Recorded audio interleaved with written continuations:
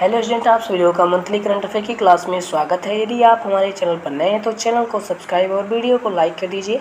इसमें हम बात करेंगे मंथली करंट अफेयर, जो कि अगस्त में इम्पोर्टेंट करंट अफेयर जो प्रश्न है उसे हम इस वीडियो में कवर करेंगे। तो वीडियो में लास्ट तक बने रहिए, जो हमारे 50 महत्वपूर्ण प्रश्न होंगे इसमें। तो हमारा पहला प्रश्न है करंट अफेयर का, विश्व एथलेटिक्स के 4 उपाध्यक्षों में से एक के रूप में किस भारतीय को चुना गया है? तो इस प्रश्न का सही उत्तर हमारा क्या हो जाएगा? इस प्रश्न का सही उत्तर हो जाएगा ऑप्शन बी, आदित्य सुमरीवाला। आदित्य सुमरीवाला को जो है विश्व एथलेटिक्स के 4 उपाध्यक्षों में से एक चुना गया, तो ऑप्शन हमारा बी वाला सही हो जाएगा। आदित्य सुमरीवाला को विश्व एथलेटिक्स के 4 उपाध्यक्षों में से एक के रूप में चुना गया है। आदित्य सुमरीवाला भारतीय एथलेटिक्स फेडरेशन के अध्यक्ष हैं। उनका कार्यकाल 4 वर्ष का होगा। भारतीय एथलेटिक्स महासंघ की स्थापना जो है 1946 में और उसका मुख्यालय जो है नई दिल्ली में स्थित है और उसका स्थापना 1946 में हुआ था। अगला प्रश्न हमारा प्रश्न नंबर 2, किस राज्य में कुशीना माने स्थापित करने की योजना शुरू की गई है? तो इस प्रश्न का सही उत्तर हमारा क्या हो जाएगा? इस प्रश्न का सही उत्तर हो जाएगा ऑप्शन डी, कर्नाटक में जो है कुशीना माने स्थापित करने की योजना शुरू की गई है। ऑप्शन डी हमारा सही हो जाएगा। कर्नाटक सरकार ने कामकाजी माताओं के बच्चों के लिए 4000 ग्राम पंचायतों में किसी कुशीना माने स्थापित करने की योजना की घोषणा की है। कुशीना माने का अर्थ है बाल गृह या क्रेच। इसका उद्देश्य उन बच्चों के लिए स्वास्थ्य देखभाल, पोषण और सुरक्षा प्रदान करना है जिनकी माताएं महात्मा गांधी राष्ट्रीय ग्रामीण रोजगार गारंटी अधिनियम यानी कि मनरेगा के तहत कार्यरत हैं। उनके बच्चों की देखभाल के लिए इसे शुरू किया गया है। अगला प्रश्न हमारा है प्रश्न नंबर 3, बहुभाषी लघु कथा महोत्सव कहाँ शुरू हुआ है? तो इस प्रश्न का सही उत्तर हमारा क्या हो जाएगा? ऑप्शन सी सही हो जाएगा, जम्मू। जम्मू में जो है बहुभाषी लघु कथा महोत्सव का जो है आयोजन हुआ था।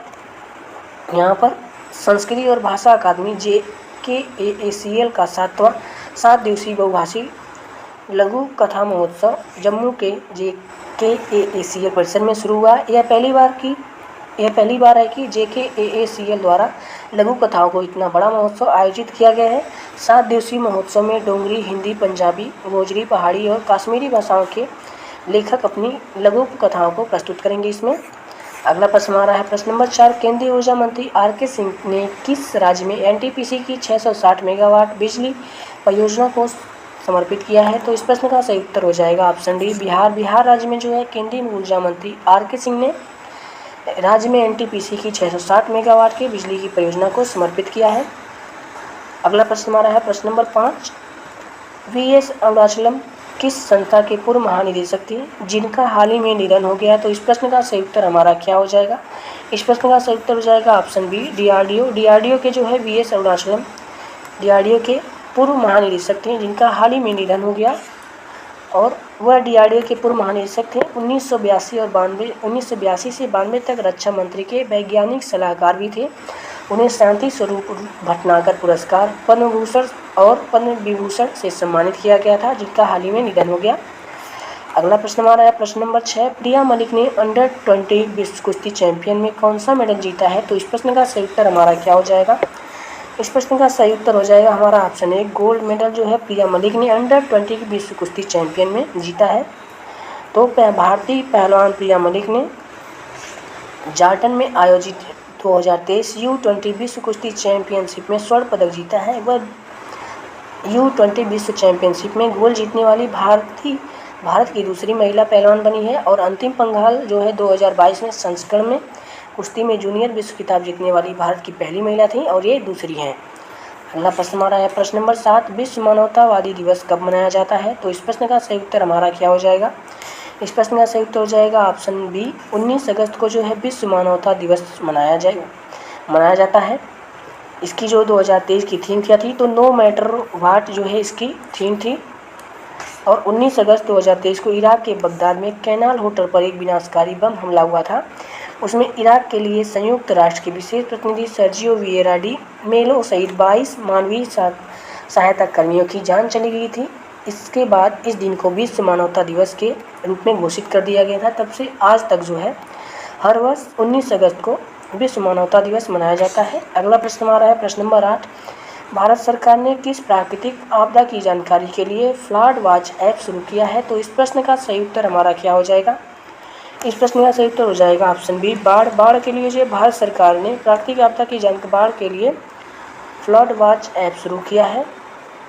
भारत सरकार ने मानचित्रों का उपयोग करके बाढ़ की जानकारी प्रदान करने के लिए इसे लॉन्च किया है। फ्लडवॉच ऐप जो है सटीक और समय पर बाढ़ का पूर्वानुमान करेगा। ऐप बाढ़ पूर्वानुमान 24 घंटे तक या बाढ़ सलाह जो है 7 दिन तक प्रदान करता है। तो इसे भारत सरकार द्वारा लॉन्च किया गया है। अगला प्रश्न हमारा प्रश्न नंबर 9, पीएम ई बस सेवा योजना के अंतर्गत कितने इलेक्ट्रिक बसें चलाई जाएंगी? तो इस प्रश्न का सही उत्तर हमारा क्या हो जाएगा?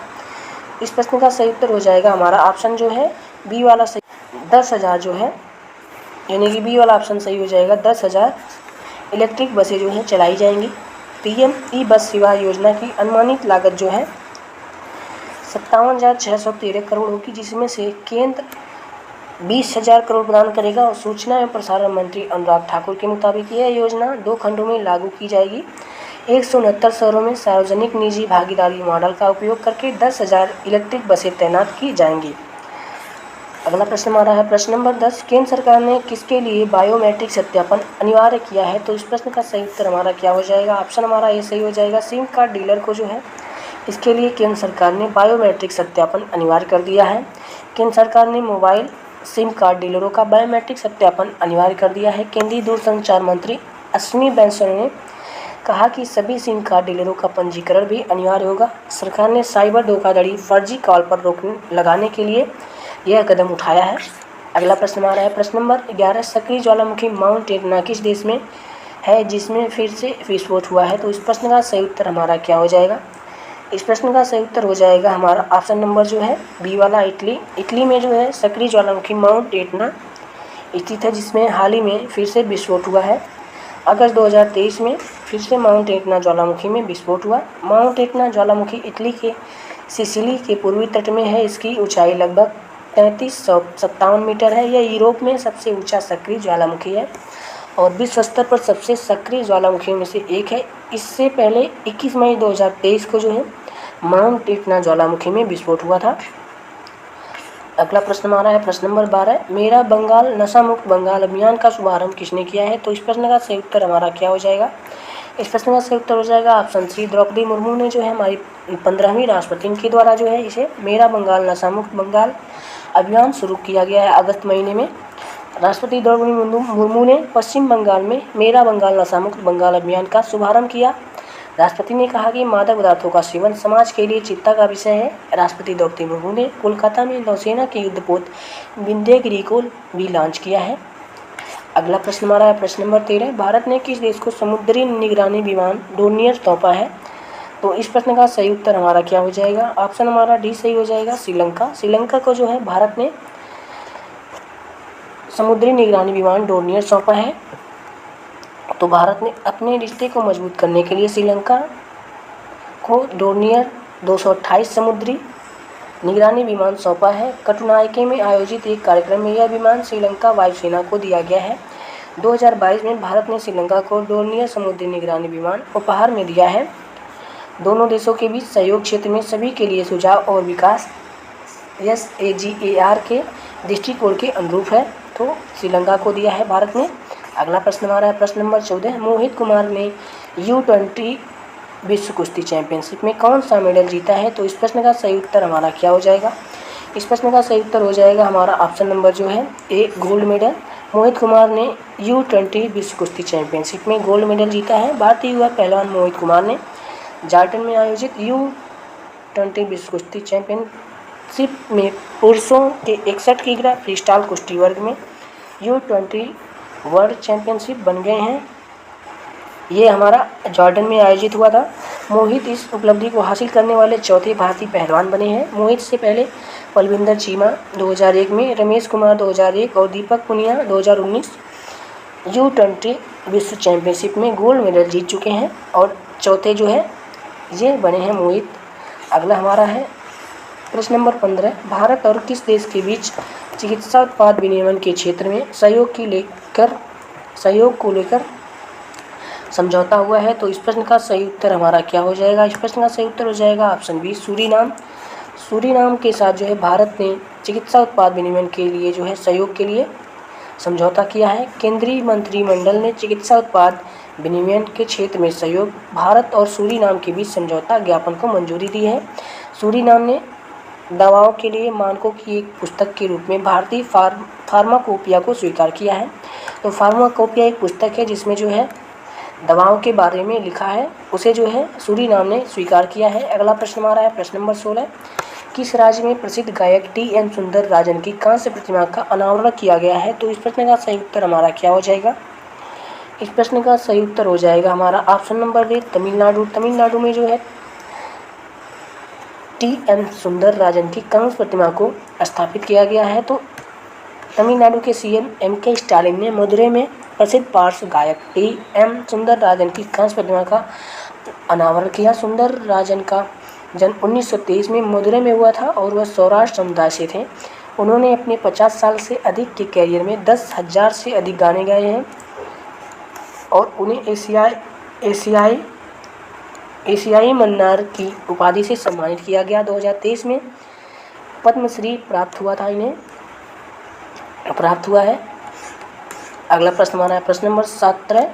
किस राज्य सरकार के द्वारा मुफ्त ओणम किट बांटी जाएगी? तो इस प्रश्न का सही उत्तर हमारा क्या हो जाएगा? ऑप्शन डी सही हो जाएगा। केरल राज्य में जो है केरल राज्य सरकार के द्वारा मुफ्त ओणम किट बांटी जाएगी। केरल सरकार ने 2023 में ओणम उत्सव के लिए गरीब परिवारों के कल्याण के लिए निवासियों को 6 लाख से अधिक मुफ्त ओणम किट प्रदान करेगा। किट में आवश्यक वस्तु होगी और इन्हें राशन की दुकानों के माध्यम से वितरित किया जाएगा। ओणम मलयाली लोगों द्वारा मनाया जाने वाला एक फसल उत्सव है। 10 दिनों तक चलने वाला उत्सव मलयालम नववर्ष का प्रतीक है और थिरुवोणम के साथ समाप्त होता है। तो ओणम जो है केरल राज्य का सुप्रसिद्ध त्यौहार है।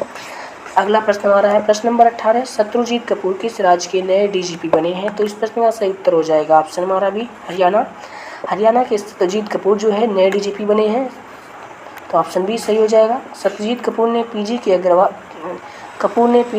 अग्रवाल के स्थान पर नए डीजीपी बने हैं हरियाणा में नए पुलिस महानिदेशक के रूप में पदभार संभाला है। उनका लक्ष्य पुलिसिंग को अधिक संवेदनशील और पारदर्शी बनाकर सुधार लाना है और हरियाणा में 55,000 से अधिक पुलिसकर्मी हैं और उनके कौशल को बढ़ाने के लिए विशेष प्रशिक्षण जो है दिया जाएगा इनके द्वारा। अगला प्रश्न हमारा है प्रश्न नंबर 19। उत्तर प्रदेश सरकार ने स्वतंत्रता दिवस पर कितने परिवारों को नल के जल से जोड़ा है? तो इस प्रश्न का सही उत्तर हमारा क्या हो जाएगा? इस प्रश्न का सही उत्तर हो जाएगा ऑप्शन डी 1.5 करोड़ परिवारों को जो है उत्तर प्रदेश सरकार ने स्वतंत्रता दिवस के अवसर पर नल के जल से जोड़ने का जो है आश्वासन दिया है। और उत्तर प्रदेश सरकार ने 15 अगस्त को सरकार के जल जीवन मिशन के तहत 1.5 करोड़ ग्रामीण परिवारों को नल के जल से जोड़ा जा रहा है। जल जीवन मिशन की हर घर जल योजना के तहत प्रतिदिन 40,000 से अधिक नल कनेक्शन दिया जा रहा है। उत्तर प्रदेश देश में एक दिन में सर्वाधिक नल कनेक्शन देने वाला पहला राज्य जो है बन चुका है भारत में। अगला प्रश्न हमारा है प्रश्न नंबर 20। भारत उत्सव कहाँ आयोजित किया गया है? तो इस प्रश्न का सही उत्तर हमारा क्या हो जाएगा? इस प्रश्न का सही उत्तर हो जाएगा ऑप्शन बी दुबई में जो है भारत उत्सव आयोजित किया गया है। भारतीय कला और विरासत का जश्न मनाने वाला 3 दिवसीय कार्यक्रम भारत उत्सव दुबई में आयोजित किया गया है अगस्त में। उत्सव का उद्देश्य जो है देश की विविध संस्कृति और समृद्धि को प्रदर्शित करना इसका उद्देश्य है। उत्सव के पहले दिन भारत के सभी राज्यों का प्रतिनिधित्व करने वाली कलाकृतियाँ प्रदर्शित की गई हैं इसमें, जो कि दुबई में आयोजित हुआ है। अगला प्रश्न हमारा है प्रश्न नंबर 21। पवन ऊर्जा क्षमता में दुनिया में भारत किस स्थान पर है? तो इस प्रश्न का सही उत्तर हमारा क्या हो जाएगा? इस प्रश्न का सही उत्तर हो जाएगा ऑप्शन हमारा डी वाला चौथे स्थान पर। पवन ऊर्जा क्षमता में दुनिया भारत जो है चौथे स्थान पर हमारा है। नवीन और नवीनकरणीय ऊर्जा मंत्रालय ने भारत की पवन ऊर्जा क्षमता के विषय में महत्वपूर्ण जानकारी साझा की है। चीन, अमेरिका और जर्मनी के बाद भारत जो है विश्व स्तर पर चौथे स्थान पर है।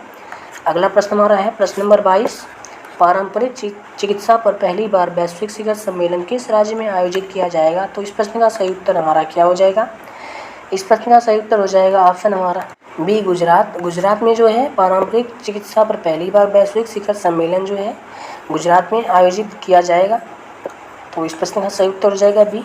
विश्व स्वास्थ्य संगठन और आयुष मंत्रालय द्वारा पारंपरिक चिकित्सा पर अपनी तरह का पहला वैश्विक शिखर सम्मेलन 17 से 18 अगस्त 2023 को से आयोजित गांधीनगर में किया गया। इसका प्रमुख लक्ष्य सभी के लिए स्वास्थ्य और कल्याण सुनिश्चित करना है। और विश्व स्वास्थ्य संगठन की बात करें तो गठन इसका जो है 7 अप्रैल 1948 को। मुख्यालय इसका जिनेवा स्विट्जरलैंड में है और इसके महानिदेशक टेड्रोस एडनोम है। और WHO एक जो है अंतर्राष्ट्रीय सार्वजनिक स्वास्थ्य के लिए जिम्मेदार है, एजेंसी है। अगला प्रश्न हमारा है प्रश्न नंबर 23। हाल ही में भारतीय वायुसेना में कितने हेरान मार्क 2 ड्रोन शामिल हुए हैं? तो इस प्रश्न का सही उत्तर क्या हो जाएगा? इस प्रश्न का सही उत्तर हो जाएगा ऑप्शन ए, 4 जो है हेरान मार्क 2 ड्रोन शामिल हुआ है। तो ऑप्शन ए हमारा सही हो जाएगा। भारतीय वायुसेना में 4 हेरान मार्क 2 ड्रोन शामिल किए गए हैं। ये एक ही उड़ान में चीन और पाकिस्तान दोनों सीमाओं पर निगरानी कर सकता है। ड्रोन लंबी दूरी की मिसाइल और अन्य हथियार प्रणालियों से लैस हो सकते हैं। उन्हें उत्तरी सेक्टर में फॉरवर्ड एयर बस पर तैनात किया गया है। अगला प्रश्न हमारा है प्रश्न नंबर 24। SBI मुख्य अर्थशास्त्री सौम्यकांति घोष के अनुसार भारत की अर्थव्यवस्था किस वर्ष तक विश्व की तीसरी बड़ी अर्थव्यवस्था बन सकती है? तो इस प्रश्न का सही उत्तर हो जाएगा हमारा ऑप्शन सी, 2027 तक जो है SBI मुख्य अर्थशास्त्री सौम्यकांति घोष के अनुसार 2027 तक जो है भारत की अर्थव्यवस्था तीसरी सबसे बड़ी अर्थव्यवस्था बन सकती है। SBI के समूह मुख्य आर्थिक सलाहकार सौम्यकांति घोष हैं। उनके द्वारा जो है 2027 तक तीसरी सबसे बड़ी अर्थव्यवस्था जो है बनने की संभावना भारत की है। और भारतीय अर्थव्यवस्था वर्तमान में अमेरिका, चीन, जापान और जर्मनी के बाद 5वें स्थान पर है। 2014 में भारत 10वीं सबसे बड़ी अर्थव्यवस्था था और 2022 में यह यूनाइटेड किंगडम को छोड़कर 5वीं सबसे बड़ी अर्थव्यवस्था बन चुका है और 2027 तक तीसरे स्थान पर आ सकता है। भारतीय स्टेट बैंक जो है इसकी स्थापना 1 जुलाई 1955 को, मुख्यालय इसका मुंबई महाराष्ट्र में है। इसके अध्यक्ष दिनेश कुमार खारा हैं और यह एक सार्वजनिक क्षेत्र का बैंक है। 1955 में जो है भारत सरकार ने बैंक का राष्ट्रीयकरण किया, यह भारतीय स्टेट बैंक बन गया। अगला प्रश्न हमारा है प्रश्न नंबर 25। मोहम्मद हबीब कौन थे जिनका हाल ही में निधन हो गया? तो इस प्रश्न का सही उत्तर हमारा क्या हो जाएगा? इस प्रश्न का सही उत्तर हो जाएगा ऑप्शन सी, जो एक फुटबॉलर थे उनका हाल ही में निधन हो गया। मोहम्मद हबीब भारत के पूर्व कप्तान और महान फुटबॉलर मोहम्मद हबीब का 15 अगस्त को हैदराबाद में निधन हो गया। हबीब ने 5 बार संतोष ट्रॉफी जीता था और हबीब ने 1965 से 75 तक एक दशक तक भारत का प्रतिनिधित्व किया था और 1970 में बैंकॉक में एशियाई खेलों में कांस्य पदक जो है जीतने वाली टीम के हिस्सा थे जो ये हबीब, जिनका हाल ही में निधन हो गया। अगला प्रश्न हमारा है प्रश्न number 26। ICC women player of the month July का खिताब किसने जीता है? तो इस प्रश्न का सही उत्तर हमारा क्या हो जाएगा? इस प्रश्न का सही उत्तर हो जाएगा ऑप्शन हमारा सी, एशले गार्डनर जो है ICC women player of the month July का जो है खिताब इन्होंने जीता है। ऑस्ट्रेलिया की महिला क्रिकेटर गार्डनर ने ICC women player of the month July अपने नाम किया है। एशले गार्डनर ने इस साल फरवरी और जून माह का ICC player of the month खिताब जीता था इसके पहले। और पुरुषों में इंग्लैंड के खिलाड़ी क्रिस वोक्स ने जुलाई 2023 के ICC men's player of the month का खिताब जीता है। अगला प्रश्न हमारा प्रश्न नंबर 27। नवरोज़ त्यौहार किस समुदाय के द्वारा मनाया गया है? तो इस प्रश्न का सही उत्तर हो जाएगा ऑप्शन हमारा ए, पारसी लोगों के द्वारा जो है नवरोज़ त्यौहार को मनाया जाता है। इनका नववर्ष होता है। नवरोज़ एक पारसी समुदाय त्यौहार का है जो वसंत की शुरुआत और पृथ्वी के नवीनकरण का प्रतीक है। पारसी लोग अपने नववर्ष के उपलक्ष्य में नवरोज़ मनाते हैं जो आमतौर पर 21 मार्च के आसपास आता है, लेकिन भारत में जो है नवरोज़ 200 दिन बाद मनाया जाता है और अगस्त में यह जो है मनाया गया है, क्योंकि यहाँ के पारसी लोग शहंशाही कैलेंडर का पालन करते हैं, इसलिए इसे अगस्त में मनाया जाता है। लीप जिसमें लीप वर्ष का शामिल नहीं होता है। 2023 में यह 16 अगस्त को मनाया गया है। हमारा अगला प्रश्न है प्रश्न नंबर 28। G20 फिल्म महोत्सव कहाँ शुरू हुआ है? तो इस प्रश्न का सही उत्तर हमारा क्या हो जाएगा? इस प्रश्न का सही उत्तर हो जाएगा ऑप्शन डी, नई दिल्ली। नई दिल्ली में जो है G20 फिल्म महोत्सव का शुभारंभ हुआ। ऑप्शन डी सही हो जाएगा। G20 फिल्म महोत्सव 16 अगस्त 2023 को नई दिल्ली में जो है शुरू हुआ था और ये महोत्सव 2 सितंबर तक जो है जारी रहेगा। इसकी शुरुआत सत्यजीत रे की पाथरे पंचाल की स्क्रीनिंग से हुई। इस फिल्म से इसकी शुरुआत हुई। महोत्सव का उद्देश्य जो है सिनेमा के क्षेत्र में G20 और आमंत्रित देशों के बीच साझेदारी को प्रदर्शित करना इसका उद्देश्य है। अगला प्रश्न हमारा है प्रश्न नंबर 29। किस टेनिस खिलाड़ी ने अपना पहला कैनेडियन ओपन खिताब जीता है? तो इस प्रश्न का सही उत्तर हमारा क्या हो जाएगा? इस प्रश्न का हमारा सही उत्तर हो जाएगा ऑप्शन सी, जन्निक सिनर जो है इन्होंने टेनिस खिलाड़ी ने अपना पहला कैनेडियन ओपन खिताब जीता है? चेन्नई सिन्नर इटली के हैं जो कैनेडियन ओपन में अपना पहला एटीपी मास्टर्स 1000 खिताब जीता है। उन्होंने एलेक्स डी मिनोर ऑस्ट्रेलिया को हराया। अगला प्रश्न हमारा है प्रश्न नंबर 30। केंद्रीय मंत्री अमित शाह ने इफ्को नैनो यूरिया प्लांट की आधारशिला कहाँ रखी है? तो इस प्रश्न का सही उत्तर क्या हो जाएगा? इस प्रश्न का हमारा सही उत्तर हो जाएगा ऑप्शन नंबर जो है गांधीधाम बी, गांधीधाम गुजरात में जो है यूरिया प्लांट की आधारशिला अमित शाह ने जो है रखा गांधीधाम गुजरात में। ऑप्शन बी सही हो जाएगा। कच्छ के गांधीधाम में केंद्रीय मंत्री अमित शाह ने इफ्को नैनो यूरिया प्लांट की आधारशिला रखी है। यह संयंत्र उर्वरकों की आयात को कम करने और भारत के उर्वरकों के क्षेत्र में आत्मनिर्भर बनाने में महत्वपूर्ण भूमिका निभाएगा। इसके अलावा अमित शाह ने कोटेश्वर में बीएसएफ मूरिंग प्लेट की आधारशिला भी रखी है। अगला प्रश्न हमारा प्रश्न नंबर 31। रक्षा मंत्रालय ने किस भारतीय ऑपरेटिंग सिस्टम को अपनाने का फैसला किया है? तो इस प्रश्न का सही उत्तर हमारा क्या हो जाएगा? इस प्रश्न का सही उत्तर हो जाएगा ऑप्शन बी माया। माया जो है ऑपरेटिंग सिस्टम को अपनाने का जो निर्णय रक्षा मंत्रालय ने लिया है।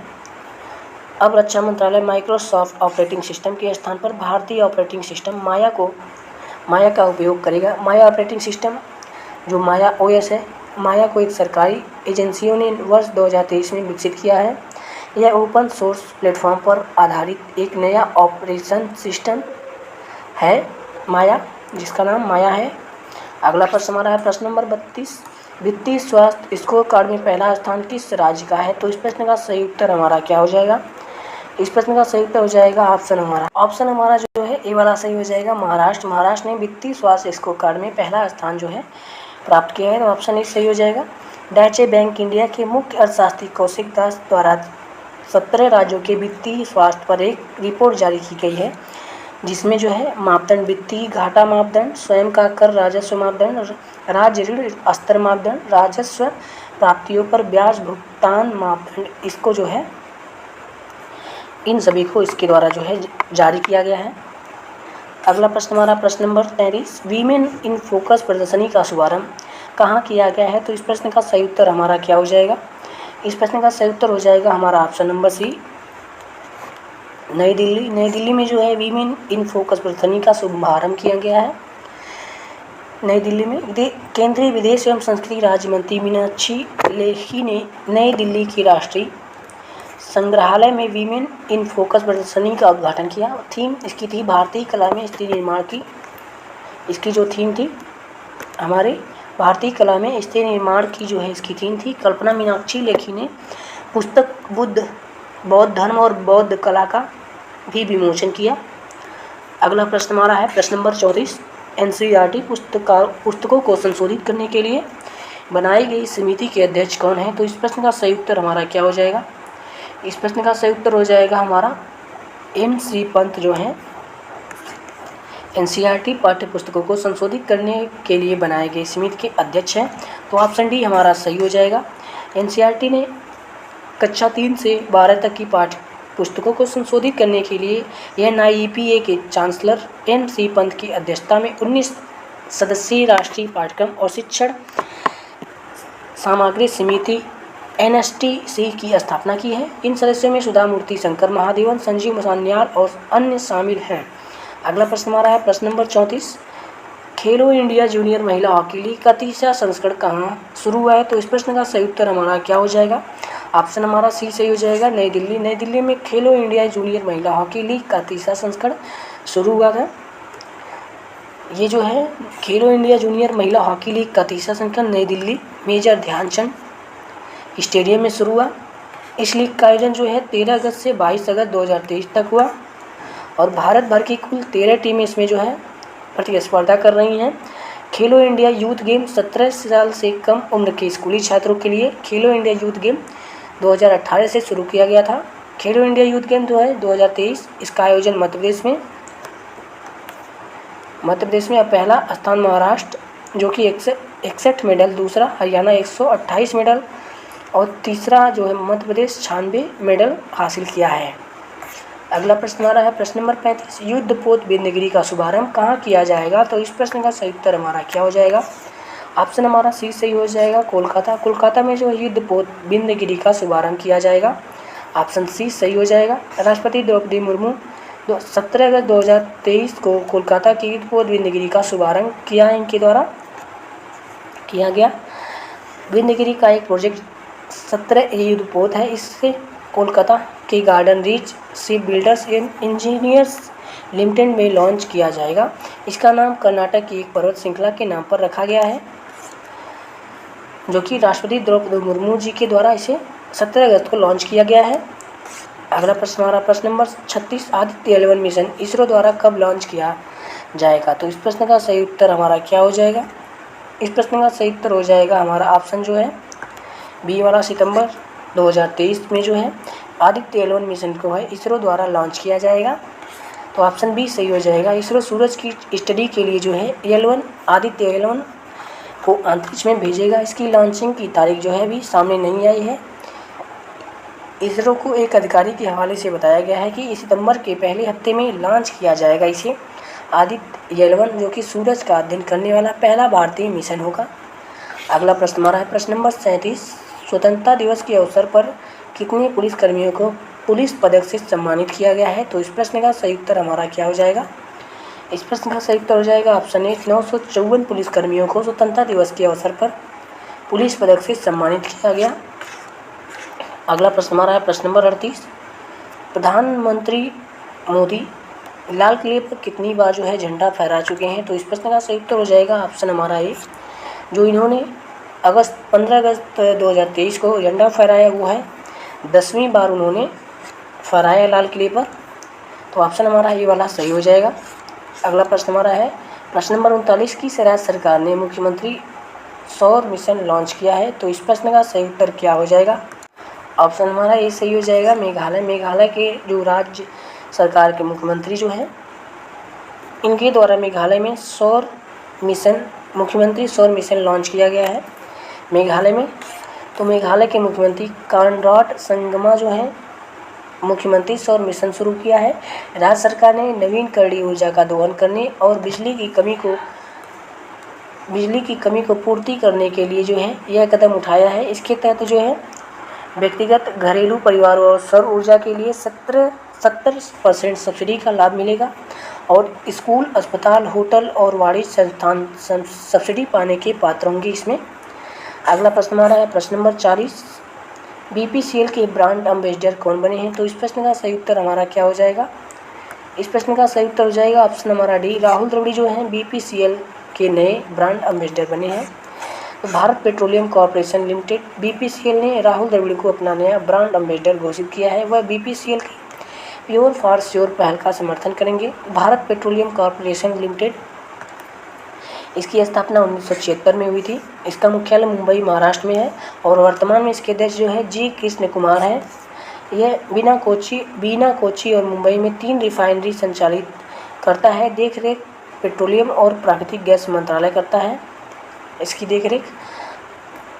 अगला प्रश्न हमारा है प्रश्न नंबर 41, की देश में बेबोनिक प्लेग के 2 मामले सामने आए हैं? तो इस प्रश्न का सही उत्तर हमारा क्या हो जाएगा? ऑप्शन हमारा डी सही हो जाएगा। चीन में जो है बेबोनिक प्लेग के 2 मामले आए हैं। तो ऑप्शन डी सही हो जाएगा। चीन के उत्तरी क्षेत्र इनर मंगोलिया में हाल ही में बेबोनिक प्लेग के 2 मामले सामने आए हैं। बेबोनिक प्लेग को ब्लैक डेथ के नाम से भी जाना जाता है। प्लेग एक संक्रामक रोग है, एक प्रकार का प्लेग है। यर्सीनिया पेस्टिस नामक जीवाणु से यह फैलता है। मनुष्य और जानवरों को प्रभावित कर सकता है। मुख्य रूप से पिस्सू द्वारा यह फैलता है। अगला प्रश्न हमारा है 42, तंपारा झील किस राज्य में स्थित है? तो जिसके आसपास अवैध निर्माण पर NGT के द्वारा रोक लगाया गया है। तो इस प्रश्न का सही उत्तर हमारा क्या हो जाएगा? हमारा ऑप्शन सही हो जाएगा बी वाला, उड़ीसा राज्य में जो है तंपारा झील जो है स्थित है। इसके आसपास अवैध निर्माण पर NGT के द्वारा रोक लगाई गई है। NGT के द्वारा हाल ही में नेशनल ग्रीन ट्रिब्यूनल ने उड़ीसा राज्य को तंपारा झील और उसके आसपास अवैध निर्माण को आगे नहीं बढ़ाने का निर्देश दिया है। तंपारा झील के बारे में कुछ जानकारियाँ जो है, यह उड़ीसा राज्य की सबसे बड़ी ताज़े पानी की झील है और यह पक्षियों की कम से कम 60 प्रजातियाँ और मछलियों की 46 प्रजातियाँ फाइटोप्लैंक्टन की कम से कम 48 प्रजातियाँ जो है यहाँ पर पाई जाती हैं। अगला प्रश्न हमारा है प्रश्न नंबर 43। पुरुषोत्तम रूपाला जो है हमारा यहाँ पर रहेगा। पुरुषोत्तम रूपाला ने ए हेल्प कार्यक्रम किस राज्य में शुरू किया गया है? तो इस प्रश्न का सही उत्तर हमारा क्या हो जाएगा? इस प्रश्न का सही उत्तर हो जाएगा ऑप्शन हमारा ए गुजरात। गुजरात में जो है पुरुषोत्तम रूपाला ए हेल्प कार्यक्रम जो है शुरू किया गया है। केंद्रीय पशुपालन और डेयरी मंत्री पुरुषोत्तम रूपाला द्वारा गुजरात में समावेशी विकास के तहत पशुधन के लिए ए हेल्प कार्यक्रम और बांझपन शिविर का शुभारंभ किया गया है। ए हेल्प कार्यक्रम रोग नियंत्रण, पशु टैगिंग और पशुधन बीमा में योगदान देने के लिए महिलाओं को प्रशिक्षित एजेंट के रूप में शामिल करेगा। इसे पशुधन जागृति अभियान के तहत शुरू किया गया था। अगला प्रश्न हमारा है प्रश्न नंबर 44। INS विशाखापत्तनम और INS दीप किस देश के दौरे पर गए हैं? तो इस प्रश्न का सही उत्तर हमारा क्या हो जाएगा? इस प्रश्न का सही उत्तर हमारा हो जाएगा ऑप्शन नंबर जो हो जाएगा सी वाला बहरीन। बहरीन में जो है INS विशाखापत्तनम और INS दीपक जो है बहरीन के दौरे के लिए जो है गए हैं। भारतीय नौसेना के जहाज़ INS विशाखापत्तनम और दीपक के 14 से 17 अगस्त तक पोर्ट मीना सलमान बहरीन का दौरा कर रहे हैं। इस यात्रा का जो उद्देश्य है भारतीय और बहरीन नौसेनाओं के बीच संबंधों को जो है मजबूत करना इसका उद्देश्य है। हाल ही में INS विशाखापत्तनम और INS त्रिकंद ने UAE नौसेना के साथ द्विपक्षीय अभ्यास जायद तालावार आयोजित किया है। अगला प्रश्न हमारा है प्रश्न नंबर 45। भारतीय पहलवान सीमा बिस्ला पर नाडा द्वारा कितने साल का प्रतिबंध जो है लगाया गया है? तो इस प्रश्न का सही उत्तर हमारा क्या हो जाएगा? हमारा ऑप्शन सी वाला सही हो जाएगा। 1 साल तक जो है भारतीय पहलवान सीमा बिस्ला पर नाडा द्वारा जो है प्रतिबंध लगाया गया है। भारतीय पहलवान सीमा बिस्ला 1 साल तक किसी भी टूर्नामेंट में भाग नहीं ले सकेंगी। यह प्रतिबंध जो है नाडा के द्वारा लगाया गया है। यह बैन अगले वर्ष 12 मई तक जारी रहेगा। सीमा बिस्ला पर 3 बार वेयर अबाउट अपने रहने के स्थान की जानकारी को साझा न करने के कारण इस नाडा ने इन पर यह बैन जो है लगाया है। अगला प्रश्न हमारा है प्रश्न नंबर 46। बिंदेश्वर पाठक कौन थे जिनका हाल ही में निधन हो गया? तो इस प्रश्न का सही उत्तर हमारा क्या हो जाएगा? ऑप्शन हमारा बी सही हो जाएगा। समाज सुधारक जो बिंदेश्वर पाठक हमारे समाज सुधारक थे जिनका हाल ही में अगस्त में निधन हो गया। समाज सुधारक एवं सुलभ इंटरनेशनल के संस्थापक बिंदेश्वर पाठक का मंगलवार यानी कि अगस्त में इनका जो है निधन हो गया। बिंदेश्वर पाठक ने मानव अधिकारों, स्वच्छता और सामाजिक सुधारों को लेकर 1970 में सुलभ इंटरनेशनल सोशल सर्विस ऑर्गेनाइजेशन की स्थापना की थी। डॉक्टर पाठक को 2003 में पद्म विभूषण से सम्मानित किया गया था। बिंदेश्वर पाठक बिहार के वैशाली के रहने वाले थे जिनका हाल ही में निधन हो गया। अगला प्रश्न हमारा है प्रश्न नंबर 47। राष्ट्रपति द्रौपदी मुर्मू ने सशस्त्र बल कर्मियों को कितने वीरता पुरस्कार प्रदान करने की मंजूरी दी है? तो इस प्रश्न का सही उत्तर हमारा क्या हो जाएगा? इस प्रश्न का हमारा सही उत्तर हो जाएगा ऑप्शन बी 76 जो है पुलिस कर्मियों को द्रौपदी मुर्मू ने सशस्त्र बल कर्मियों को वीरता पुरस्कार प्रदान करने की मंजूरी दी है। प्रश्न नंबर 48। पिछले 14 वर्ष में भारत में ग्रीन हाउस उत्सर्जन दर में कितने प्रतिशत की कमी हुई है? तो इस प्रश्न का सही उत्तर क्या हो जाएगा? तो इस प्रश्न का सही उत्तर हो जाएगा ऑप्शन हमारा डी 33% जो है पिछले 14 वर्षों में भारत में ग्रीन हाउस उत्सर्जन दर में 33% की कमी हुई है। तो ऑप्शन डी सही हो जाएगा। भारत ने 2005 से 2019 14 वर्षों में ग्रीन हाउस उत्सर्जन में 33% की कमी की है। 2016 और 2019 के बीच किए गए उपायों से 3% की औसत वार्षिक उत्सर्जन कटौती दर देखी गई है और 2030 तक भारत ने अपने उत्सर्जन तीव्रता को 2005 के स्तर से 45% कम करने का संकल्प लिया है। अगला प्रश्न हमारा प्रश्न नंबर 49। तूफान हिलेरी ने अमेरिका के किस राज्य में तबाही मचाई है? तो इस प्रश्न का सही उत्तर हो जाएगा ऑप्शन हमारा ए कैलिफोर्निया जो है। यहाँ पर अमेरिका के कैलिफोर्निया शहर में तूफान हिलेरी ने भारी तबाही मचाई है। तो ऑप्शन हमारा ए वाला सही हो जाएगा। उष्णकटिबंधीय तूफान हिलेरी ने अमेरिका के कैलिफोर्निया में तबाही मचाई जिसके कारण वहाँ बाढ़ आ गई है। हिलेरी 84 वर्षों में दक्षिणी कैलिफोर्निया में आने वाला पहला उष्णकटिबंधीय तूफान है जो कि अमेरिका के कैलिफोर्निया शहर में आया। अगला प्रश्न हमारा प्रश्न नंबर 50।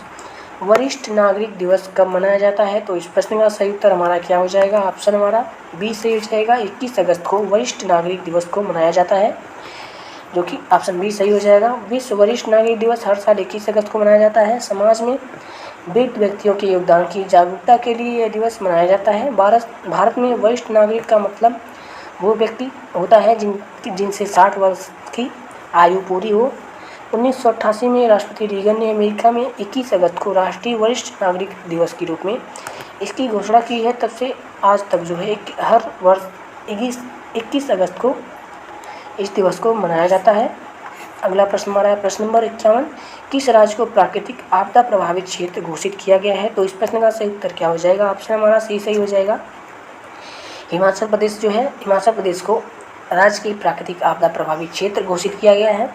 यहाँ पर जो है भारी वर्षा के कारण मानव जीवन और संपत्ति को भारी नुकसान हुआ है, जो कि पहाड़ी राज्य हिमाचल प्रदेश को प्राकृतिक आपदा प्रभावित क्षेत्र घोषित किया गया है। सीएम सुखविंदर सिंह जो सुक्खू ने बताया कि राज्य को अनुमानित 10,000 करोड़ की रुपयों की नुकसान जो है हिमाचल प्रदेश में देखने को मिली है, तो इसे आपदा राज्य जो है घोषित किया है। तो आज जो है हमारा करंट अफेयर का जो प्रश्न यहीं पर समाप्त होता है। यह वीडियो आपको कैसा लगा? यदि वीडियो अच्छा लगा तो वीडियो को लाइक और चैनल को सब्सक्राइब, साथ ही अपने दोस्तों के साथ इस वीडियो को शेयर कर दीजिए। मिलते हैं अगली वीडियो में, तब तक के लिए जय हिंद।